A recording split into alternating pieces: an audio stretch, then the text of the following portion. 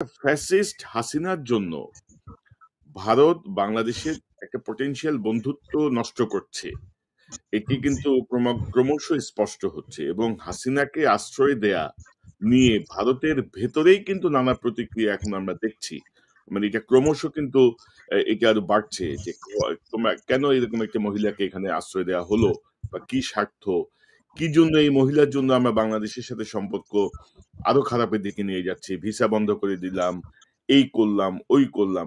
তো হাসিনার ভবিষ্যৎ কি দেখেন? বা আপনি যেটি ইঙ্গিত করছিলেন ভারতের ব্যুরোক্রেসি যেটাকে সাউথ ব্লক নর্থ ব্লক ভাবে পরিচিত তারা, তারাও কি এতটাই কি হয়ে গেল যে তারাও কি বুঝতে পারছে না? আপনার বিশ্লেষণটা একটু শুনতে চাই। ধন্যবাদ, এটা খুবই ভালো প্রশ্ন। দেখেন, আমার ধারণা যে ভারত সবকিছুই উপলব্ধি করতে পারছে, কিন্তু এই যে বিজেপি সরকার এবং তার পিছনে যে আরএসএস রয়েছে, আরএসএস এর ক্রমাগত চাপে মোদী সরকার কিন্তু একের পর এক ভুল পদক্ষেপ নিচ্ছে, এবং এইসব ভুল পদক্ষেপ যারা যত বেশি নিবে ততই কিন্তু বাংলাদেশের জন্য আরো সুবিধা হয়ে যাচ্ছে, আরো যৌক্তিক হয়ে যাচ্ছে যে আমরা আমাদের সম্পর্কের মাত্রাকে একটা গুণগত পরিবর্তনের দিকে নিয়ে যাই এবং ভারত থেকে যথাযথ আমরা দূরত্বের সম্পর্কে চলে যাই। আমাদেরকে শুধু এটুকুই দেখতে হবে যেন ভারত আন্তর্জাতিক আইনকে লঙ্ঘন করার মাত্রা গ্রহণযোগ্য সীমার বাইরে না নিয়ে যায়। যেমন একটা এক্সাম্পল দিতে পারি যে আমাদের সাথে পাকিস্তানের এখন যোগাযোগের সম্পর্ক স্থাপিত হওয়াটা খুবই প্রয়োজন। জনগণের লেভেলে প্রচুর মানুষ তারা কিন্তু অল্টারনেট হিসেবে অন্যান্য দেশ যেমন মালয়েশিয়া, থাইল্যান্ড সহ চীনে যাচ্ছে, তেমনি পাকিস্তানেও বাংলাদেশের মধ্যবিত্ত প্রচুর ট্যুরিস্ট তারা ভ্রমণ করতে যায়, কিন্তু ভারত শোনা যাচ্ছে যে এখনো তারা পারমিশন দেয়নি ভারতের আকাশ ব্যবহার করার, এবং এটা একটা blatantly unacceptable violation international law এর। কেননা কোনো দেশ কিন্তু তার আকাশ সীমা ব্যবহার করতে দেবে না, এটা ইন্টারন্যাশনাল সিভিল এভিয়েশন ল এর বরখেলাপ। কিন্তু ভারত কিন্তু তারা এই এই পথ বেছে নিয়েছে, যার ফলে বাংলাদেশ বিমানও যেতে পারে না পাকিস্তানে, পাকিস্তানের কোনো প্লেন এখনো সরাসরি আসতে পারে না। প্রায় 1.5 লক্ষ টাকা খরচ করে বাংলাদেশের যাত্রীরা, যেখানে 50,000 টাকা লাগে return flight Dhaka to Karachi. আমরা যেমন ঢাকা টু ব্যাংকক ফ্লাইট আমরা জানি সেটা 50,000 টাকার নিচে, মানে উইদিন 40,000 আপনি রিটার্ন ফ্লাইট সম্ভব। সেখানে আপনি পাকিস্তানে যেতে এখন 1 লক্ষ বা 1,30,000 টাকার মতো লাগে জাস্ট ইকোনমি ফ্লাইট, যেটা এই ভারতের কারণে এটা ঘটছে। এটা আমি জাস্ট একটা এক্সাম্পল তুলে ধরলাম যে ভারতীয় আচরণ এখন এত আবেগপ্রবণ এবং এত অবাস্তব মাত্রায় যাচ্ছে, যেটা আমরা যদি ইউরোপের দেশগুলোকে কম্পেয়ার করি, অনেক সময় অনেক ঘটনা ঘটে ইউরোপে। আমরা দেখি জার্মানি, ফ্রান্স, ব্রিটেন, তাদের মধ্যেও অনেক ভুল বুঝাবুঝি হয়, কিন্তু কখনো যৌক্তিক মাত্রার বাইরে যায় না। আসিয়ান দেশগুলো যায় না, কিন্তু দক্ষিণ এশিয়াতে আমরা দেখতে পাচ্ছি ভারত বাংলাদেশকে আর বাংলাদেশের যে সামর্থ্য, শক্তির মাত্রা এবং যে জনসংখ্যার ভিত্তিতে বাংলাদেশের যে অবস্থান বিশ্ব রাজনীতিতে, ভারত সেটা কিছুতেই মেনে নিতে চায় না। এবং এখানে ভারত নিশ্চয়ই একটা সোভারেন কান্ট্রি হিসেবে যা খুশি তার স্বার্থে যা করার সেটা করবে, কিন্তু আমরা এটা চাইবো যে আমাদের যেসব সিদ্ধান্ত রয়েছে আমরা সরাসরি সেটা ভারত নির্ভর রাখবো না। ভারত নির্ভর রাখা আমাদের পক্ষে সম্ভব হবে না, কেননা আমাদের অন্যান্য অল্টারনেটিভস গুলো রয়েছে, এবং আমরা দীর্ঘ সময় ভারতীয় যে ভারত যেসব অন্যায় সুবিধাগুলো নিয়েছে সেগুলো থেকে ভারতকে ঘুরে দাঁড়াতে হবে। যেমন ধরেন, ভারত যদি বলে যে ট্রেন জার্নি, তারা ট্রেন লাইন ব্যবহার করবে পদ্মা ব্রিজের উপর দিয়ে, কলকাতার শিয়ালদা থেকে ত্রিপুরার আগরতলায় ট্রেন যাবে, এটা খুবই যৌক্তিক পাওয়া হতে পারে যখন যৌক্তিক সম্পর্ক থাকে। আমরা ভারতের কাছ থেকে রেসিপ্রোসিটি হিসাবে ঢাকা টু কাঠমান্ডু বা আমাদের দেশ থেকে নেপালে যে ট্রেন রুট করব সেটাও সম্ভব হয়ে ওঠে না, ভুটানেও যে ট্রেন রুট। কিন্তু বাস্তব ক্ষেত্রে বাংলাদেশের এক্সপেকটেশন এমন হওয়া উচিত যে যে দীর্ঘ পথ ভারত পাড়ি দিবে কলকাতা থেকে আগরতলা যেতে, কেননা তাদেরকে ঘুরে যেতে হয় যেটা প্রায় 18 থেকে 20 ঘন্টা লাগে, সেই জায়গায় মাত্র 6 ঘন্টায় তারা বাংলাদেশের ভিতর দিয়ে আগরতলায় যেতে পারে এবং যাওয়ার সম্ভাবনা ছিল, কিন্তু আমরা এটা রহিত করেছি। আমরা এখন তাদেরকে আমাদের ট্রেন লাইন ব্যবহার করতে দেব না। আমি তো মনে করি যে ভারতের যে ইনফ্রাস্ট্রাকচার রয়েছে, যদি একটা স্বাভাবিক দেশের মতো ভারত আচরণ করে, তাহলে কলকাতা থেকে আগরতলা ঠিক তারা যেমনি ট্রেন চালাতে চায়, তেমনি ঢাকা থেকে লাহোর পর্যন্ত, পাকিস্তানের লাহোর পর্যন্ত বাংলাদেশকে ট্রেন পরিচালনা করার অনুমতি দেওয়া উচিত।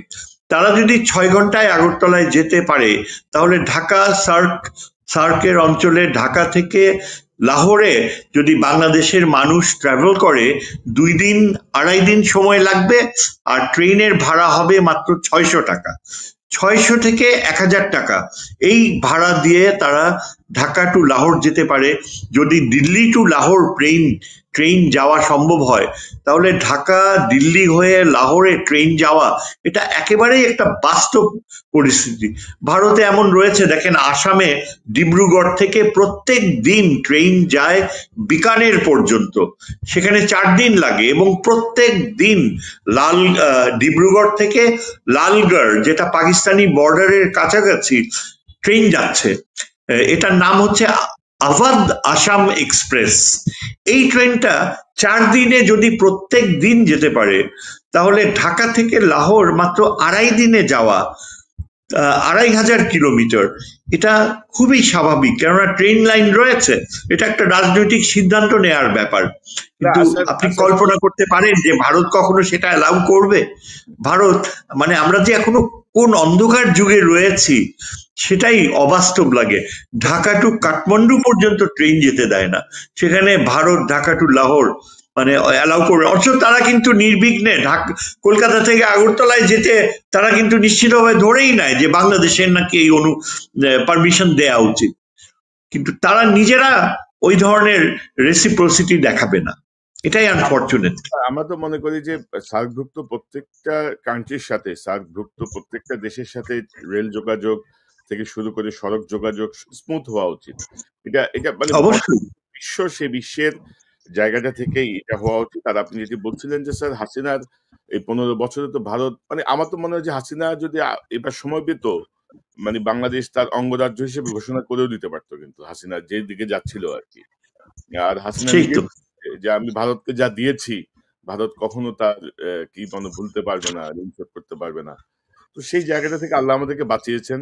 মানে আমাদের এখন আবার ঘুরে দাঁড়ানোর সময়, এবং সেই জায়গাতে আমি মনে করি যে ভারত যত পদক্ষেপই নিক, মানে ডক্টর ইউনূস সহ, মানে ডক্টর ইউনূসও যদি এখন ভারতের সাথে, ভারতের প্রতি অতি প্রীতি দেখায়, জনগণও কিন্তু সেটা মানবে না। মানে মূল বিষয় কিন্তু জনগণ 54 বছরে আসলে জনগণের মানসিক অবস্থান টোটালি মানে ক্ষুব্ধ একটা অবস্থায় আছে, যে তোমার প্রতিবেশী সুলভ আচরণ না করে তোমরা অনেক রক্ত গরম দেখিয়েছো আমাদের সাথে। তো এখন স্যার হাসিনার ব্যাপারে কি সিদ্ধান্ত নেওয়া উচিত ভারতের? আমার শেষ প্রশ্ন আপনার কাছে, বা বাংলাদেশ হাসিনাকে ফেরত পাওয়ার জন্য কি করতে পারে, বা ফেরত আনা ঠিক হবে কিনা তাকে এখানে? জাস্ট আপনার একটা মন্তব্য দিয়ে আমি অনুষ্ঠান শেষ করবো। অবশ্যই আমি যেটা মনে করি যে অবশ্যই হাসিনার বিচার হতে হবে এবং যথাযোগ্য শাস্তি তাকে প্রাপ্য, তাতে কোনো সন্দেহ নাই। তবে আমার মনে হয় ভারতের উপর আমরা এই ব্যাপারে সহযোগিতা পাওয়ার কোনো আশা নেই। এটা মানে কোনো রিয়েলি লাভজনক চিন্তা হবে না, এটা কোনো বাস্তব চিন্তাও হবে না। ভারত হাসিনাকে হ্যান্ড ওভার করতে হলে যে এক্সট্রাডিশন ট্রিটি প্রক্রিয়া ফলো করতে হবে, সেটা ইচ্ছা করলে ভারত সেটাকে মানে নানা উপায়ে খুবই সহজে বাধাগ্রস্ত করতে পারে। এবং আমার মনে হয় বাংলাদেশে হাসিনার বিচার যদি তাকে ফেরত না পাওয়া যায়, তাহলে ইন অ্যাবসেন্সিয়া বিচার করবে। অলরেডি বাংলাদেশ সরকার কিন্তু ইন্টারন্যাশনাল যে ক্রিমিনাল কোর্ট ঢাকায় রয়েছে, তারা ইন্টারপোলকে অনুরোধ জানাচ্ছে যে রেড অ্যালার্ট ঘোষণা করতে 10 জন আওয়ামী লীগের নেতার ব্যাপারে। এটা ডেফিনেটলি একটা ইম্প্যাক্ট হবে, এবং এই আওয়ামী লীগের নেতাদের রিয়েলি শাস্তির আওতায় নিয়ে আসাটা বাংলাদেশে জনগণের এখন সবচেয়ে শক্তিশালী দাবি, এবং রাজনৈতিক দলগুলো এই বাস্তবতাকে উপলব্ধি করছে, কিন্তু হয়তো কয়েকটা দল সেটাকে মানে কিছুটা অগ্রাহ্য করে। তারা বলে যে হাসিনার বিচার যদি হয় সেটা তো দীর্ঘকাল ব্যাপী হতে পারে, 5 বছর 6 বছর গড়াতে পারে, কিন্তু নট নেসেসারিলি ট্রু। দ্রুত বিচার প্রক্রিয়া কার্যকর করারও উপায় রয়েছে, এবং বাংলাদেশ সরকার, আমার মনে হয় প্রফেসর ইউনূসের সরকার সেই পথে হয়তো যেতেও পারে। হাসিনার বিচার যদি হয় এখানে, এবং ইন অ্যাবসেন্সিয়া প্রচুর এভিডেন্স রয়েছে, এবং আমার মনে হয় এটা ওই জেনেভাতে আই মিন হেইগে আন্তর্জাতিক আদালতে যাওয়ার প্রয়োজনীয়তা দেখা দিবে কিনা এখনো সেই সময় আসেনি। তবে সেই অল্টারনেটিভ টুকু কিন্তু রয়েছে। ভারত এমনও পর্যায়ে যেতে পারে যে আন্তর্জাতিক আইন আদালত হেগ ভারতকে দাবি করতে পারে যে হাসিনাকে যেন তারা এক্সট্রাডাইট করে এবং হাসিনার বিচার যেন সেখানে হয়। সেটা অবশ্য যাবার ব্যাপারে বাংলাদেশের ভেতরে কতখানি আগ্রহ আছে সেটা এখনো বোঝা যাচ্ছে না। কেননা বাংলাদেশে তার বিচার হলে বাংলাদেশের যেই সর্বোচ্চ শাস্তির বিধান রয়েছে সেটা বাংলাদেশে সম্ভব, কিন্তু হেইগে যদি এটা ট্রান্সফার্ড হয় তাহলে কিন্তু সর্বোচ্চ শাস্তির ধারা সেটাকে পরিবর্তন করতে হবে। এটাই আর কি এখনো বিবেচ্য বিষয় রয়ে গিয়েছে।